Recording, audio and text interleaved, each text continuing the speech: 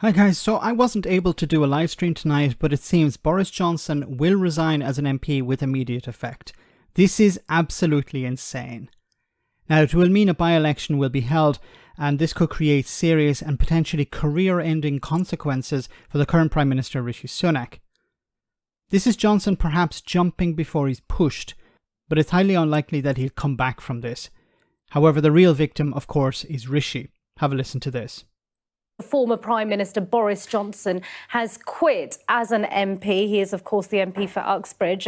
He says that is because of the Privileges Committee goings on. He says they were determined to push him out or drive him out of Parliament. It is a lengthy statement. It's three pages long, and he has a lot to say, doesn't he, Liz? But this is all in the context, of course, of whether or not he misled Parliament. So let's talk about that and give the viewers the context of how we've got to Boris Johnson, former Prime Minister, forced to resign as Prime Minister, less than a year on, resigning from his post as an MP altogether. Well, it's been incredible, hasn't it? And the Privileges Committee is just one investigation into him. If you remember, we go back to PartyGate. A lot of that emerged in the newspapers. There was the Sue Gray investigation. The Metropolitan Police also looked into Boris Johnson and fined him in the end. And the Privileges Committee then looked at this specific issue of whether the Prime Minister had broken the ministerial code. That was about the things that he had gone into Parliament and said and whether he had misled the House. And we always knew that they would come to a decision on how long he might have to be suspended for if they found that he had broken Parliament's rules. And he is suggesting in this statement that they were going to recommend to Parliament a suspension of longer than 10 days. And that, under Parliament's rules, they are quite complicated, but that if that gets through Parliament, MPs would have had to vote on it, and it could, in the end, have triggered a by-election in his constituency. Clearly, what he has decided tonight, and I'm the same as you, I haven't read the whole statement. I think there's lots in there. I'm making my way through as you're talking.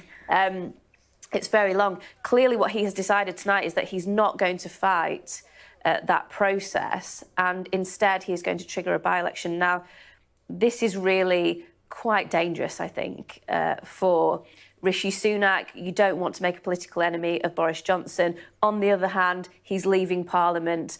Maybe this does clear the way for a bit more of a fresh start for the Prime Minister. But I think it could create a fresh start. Yes, getting Boris Johnson out of the way could benefit, I should say, Rishi Sunak in the long term. But in the short term, it's a disaster because Boris Johnson won his seat in Uxbridge in 2019 with a majority of 7,000. You know, one of the most popular, the guy who, you know, who was planning to get Brexit done, the oven-ready deal. You know, Boris Johnson was more popular in other parts of the country than he was in his own constituency. So he's going to give up that seat, and it's going to likely go to Labour or maybe the Liberal Democrats. But it's really a case of Labour or the Liberal Democrats, and there won't be an electoral pact. I think both of them will be vying for that seat. But this is extremely embarrassing for Rishi Sunak, and it comes on the same day as Nadine Dorries has resigned from her seat, triggering another by-election. So we're going to see at least two by-elections, very high-profile ones. Probably one of the most high-profile one being Boris Johnson, and in both cases, it's likely that the Conservatives will lose. Like in another video dropping tomorrow, I was talking about Nadine Dorries, and you know, who are they going to find to put? You know, what candidate are they going to find for the Conservatives to run against the Labour or Liberal Democrat candidate in her constituency? Who are they going to find to fill Boris Johnson's shoes? I don't think they can. It'd be very difficult to find a high-profile character or candidate. Character is probably the better term to replace Boris Johnson. Who can you find? And with a majority of just 7,000, it's whoever they do put up is going to lose. So two by-election losses from very high-profile characters is not something that Rishi Sunak wants to see. But as I said, it could benefit Rishi Sunak in the long term because these are upstarts, these are troublemakers, and it's better to get rid of them and move on. He's not going to replace them with somebody more aligned with him because he's going to lose the seats, but at least he gets these troublemakers out of his hair.